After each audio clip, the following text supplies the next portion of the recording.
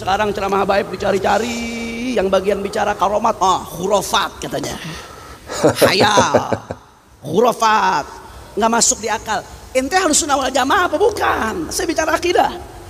Oh, beliau mempertanyakan, teman-teman. Beliau mempertanyakan kepada orang-orang yang tidak percaya dengan karomah para habaib. Beliau mempertanyakan, masihkah akidahnya Ahlussunnah wal Jamaah? Mas Asyidi idhasya kasyida.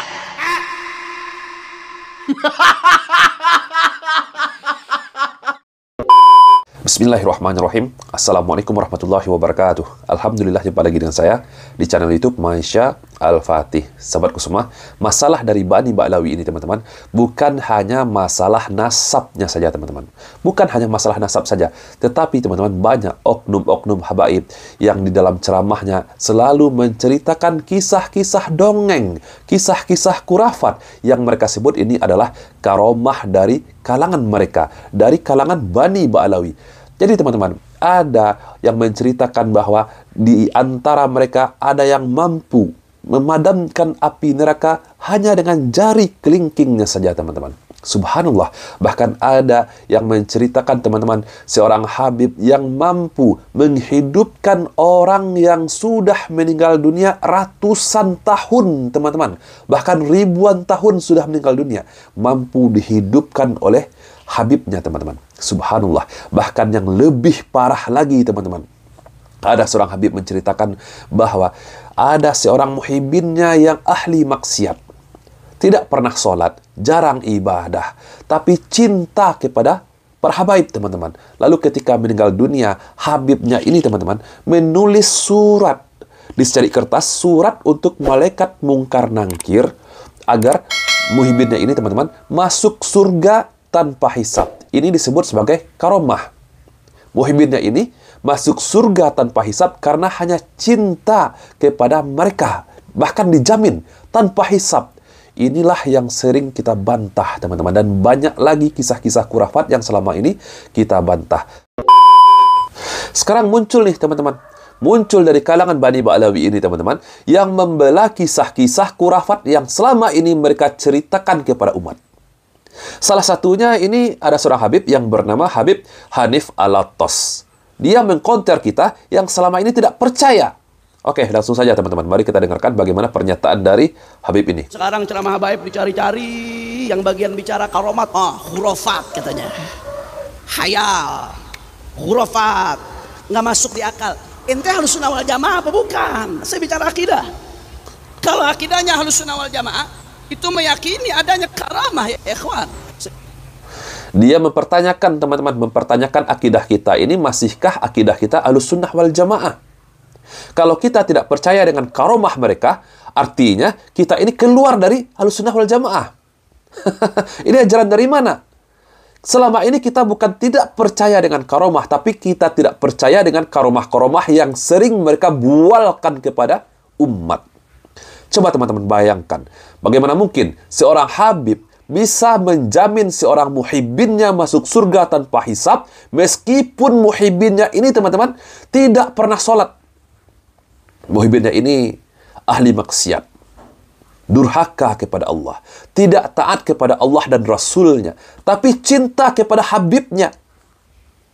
Setiap malam dagangannya diberikan kepada habibnya. Ketika muhibbinnya ini meninggal dunia, habibnya ini menulis surat di secari kertas, surat untuk malaikat mungkar nangkir. Maka dijamin itu muhibbin yang sudah meninggal dunia ini masuk surga tanpa hisab. Dijamin oleh habibnya. Apakah ini yang kalian sebut sebagai karomah? Masih banyak lagi, teman-teman. Masih banyak lagi kisah karomah mereka yang keluar dari ajaran agama Islam. Pernahkah ajaran kita agama Islam mengajarkan kita harus taat kepada habibnya? Tidak perlu taat kepada Allah, tidak perlu taat kepada Rasul. Cukup cintai saja para habaib, maka kita akan dijamin masuk surga tanpa hisab. Ini bukan ajaran Islam. Na'udzubillah. Oke, kita lanjutkan lagi. Tanya jawab yang kompak, jamaah Majelis Rasulullah. Kalau Allah mau berikan hambanya hal-hal yang ajaib, Allah mampu atau tidak? Mampu. Kalau Allah mau ngasih ada hamba yang hidupin orang mati, Allah mampu atau tidak? Kalau Allah mau ngasih ada hamba yang bisa terbang, tahu-tahu Allah kasih, Allah mampu atau tidak? Karomah itu bukan soal si orinya, bukan soal dianya, tapi siapa yang ngasih? Allah.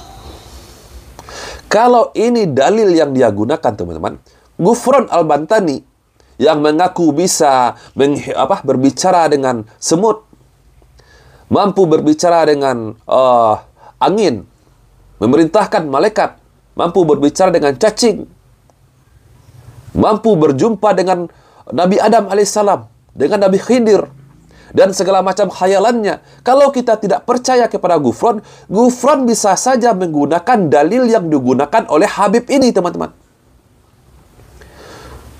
Jadi teman-teman, Ghufran ini sama parahnya dengan para habaib ini, menceritakan tentang kisah-kisah khurafat. Kalau tidak percaya dengan saya, dengan karomah yang saya miliki, kata Ghufran, sama artinya kalian meragukan kekuasaan Allah.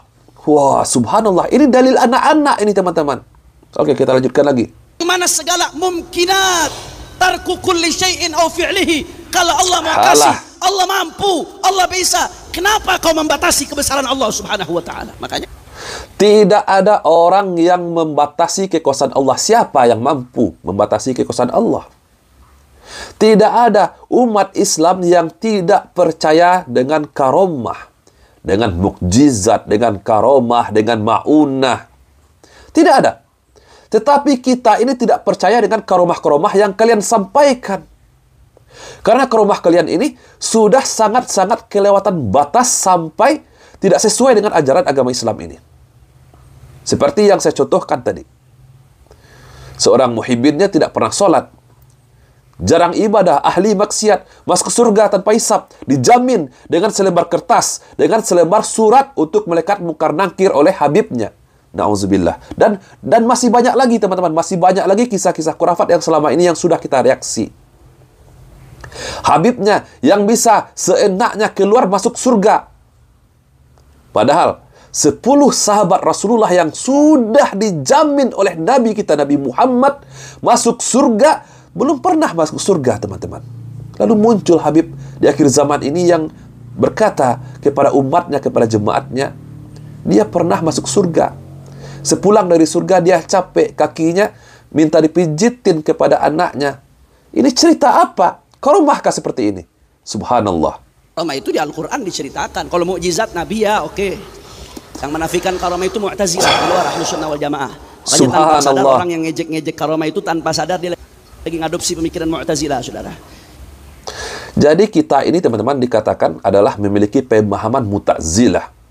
Salah satu firqah sesat yang hanya mengandalkan logika saja. Yang lebih mengutamakan akal daripada dalil. Kita dituduh seperti itu. Ada dalilnya. Kalau kita tidak percaya dengan karomahnya kaum Bani Ba'lawi, kita adalah Mu'tazilah. Atau keluar dari Ahlus Sunnah wal Jamaah. Kita bukan tidak percaya kepada karomah, teman-teman. Kita percaya dengan karomah. Tetapi kisah mereka ini, teman-teman, adalah kisah dongeng. Hanya bualan semata. Subhanallah, Habib ini. Di Al-Quran ada kisah karomah. Bukan Nabi. Hamba Allah saleh, Ashabul Kahfi. وَلَبِثُوا فِي كَهْفِهِمْ 300 سِنِينَ وَازْدَادُوا 9. Itu Ashabul Kahfi tidur di dalam goa. Jadi awalnya gara-gara mereka hamba-hamba Allah yang soleh, ada raja zalim saat itu.